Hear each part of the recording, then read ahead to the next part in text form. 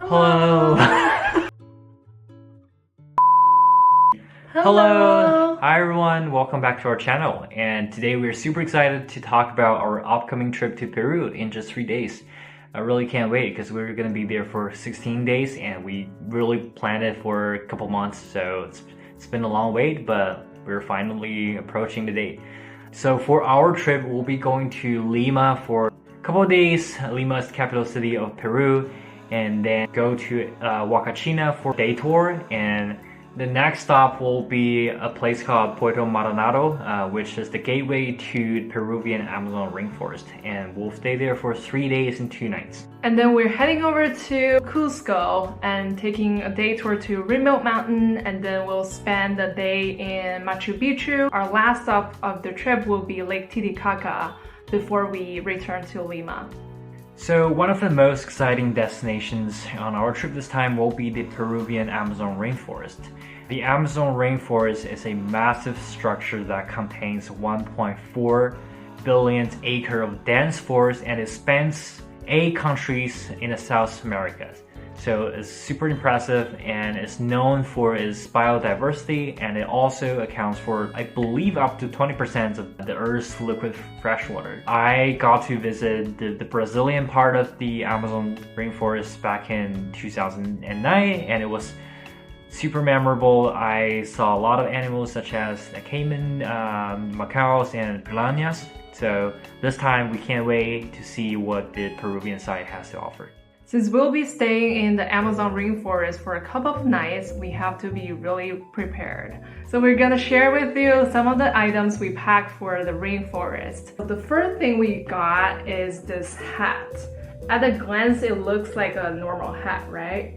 But when you actually open up these buttons, it gives you a net. It's super funny. Let me open this up. So this net helps you block the insects and mosquitoes from outside, and we're going to take a few tours on boat in the forest itself, so we're gonna see a lot of bugs for sure, and I think this will be super helpful for us not getting mosquito bites. Alright, I think the second must-bring item will be insect repellent. So I'm not promoting this brand, but you can pretty much bring any kind of insect repellent. One thing that I do want to call out is for this one specifically, we've got 40% of DEET, D-E-E-T. So it is recommended that you get at least like a one with 25% DEET or higher. So to be more effective and you know, keep all the bugs away. And because this one is slightly bigger, it's 222 millimeters. So I think we cannot bring it to a carry-on, but I also got some travel-sized bottles, which I poured this into the little spray bottles, though I think those will come in very handy. And another thing I got is called the 3M Ultrason. It's also an insect repellent, but instead of a spray, it's actually a lotion. Not sure how it works as a lotion. I've never done a lotion repellent before, but it is highly recommended by some of the past travelers online, so I figured that I'll give it a try. We'll see how well it works. Next up would be this personal water filter, I believe it's called.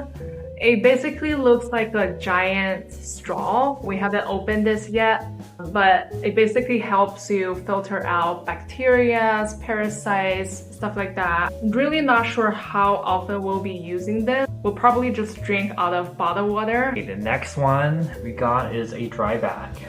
So this one is, well, pretty big. It's a green color, 10 liters in capacity. I think it actually looks a lot bigger than 10 liters.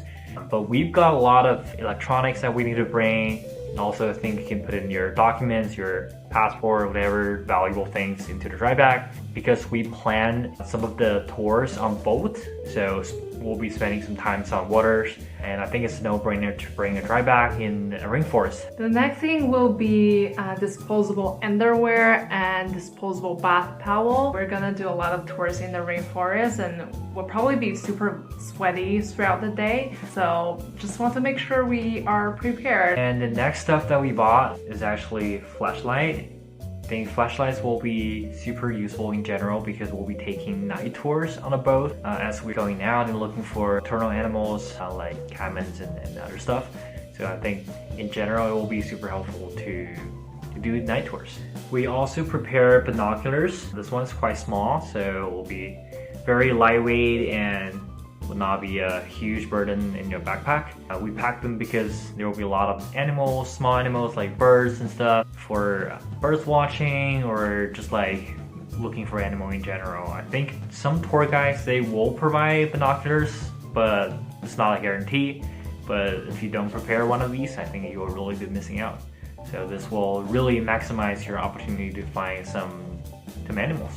The last thing will be additional camera batteries and SD cards for just more storage, and it really depends on the access to electricity, and we just want to be prepared and make sure our camera has battery for more footage and photos in general, and yeah, enough storage for our camera as well. We're also gonna talk about some of the required vaccines for traveling to Peru. So first up, prescriptions are needed for these travel vaccines. We called a few primary care providers, and we know that the consultation fee and administrative fee are from $70 to $100 in Washington state. It really depends on which provider you choose. And this travel consultation fee is typically not covered by any insurance. You have to pay it out of pocket. And also your regular primary care provider may not specialize in travel medicine. Make sure to do your homework and research before you reach out to them. If they do not specialize in travel medicine, you'll have to reach out to other experts, and that might take more time, and just try to plan early. As for the vaccine itself, we checked our local pharmacy like Walgreens and CVS.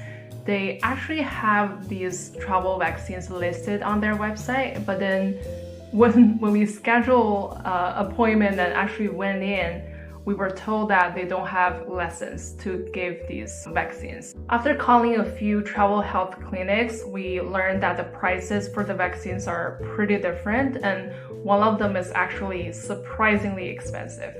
So definitely do your homework and do your research before getting the vaccine, and make sure you compare the prices. And we ended up getting all the vaccines from Costco, and Costco actually gives discounts for their members. And to my surprise, I didn't pay anything out of my pocket for the travel vaccines, which is pretty good.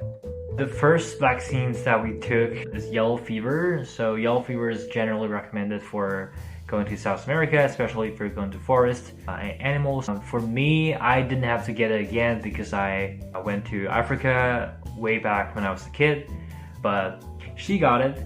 The good news is the yellow fever is once you have one dose, it will be good for your lifetime. So it's not a bad idea if you need to go to like Africa or South America. I actually hurt a lot when the needles went in, and I could feel the pain in the area after like 3 or 5 days. It was pretty intense, but I did not have any follow-up symptoms like cold or fever or anything. It's just the pain around my skin where I got that. The second vaccine we got was typhoid. We both got it from Costco because we've never gotten it before. It prevents humans from getting bacteria from contaminated food and water, which is something you might get from South America. The third one we got is actually for malaria, and it comes in 2 different types. So you can either choose like the pills or injection. We got a pills. And I think it depends on how many days you go, and you have to take it basically like a couple days before your trip, each pill for each day for your entire trip, and a couple days after it. I think we got like 25 pills, but you can also choose the injection. Definitely consult with your local pharmacy to figure out how you want to get it. But yeah, malaria is another one that you should be considering if you're going to South America. The next one is hepatitis type A and B. We both got a few shots after we were born, but the physician just recommended us to get a booster shot to get more immunity.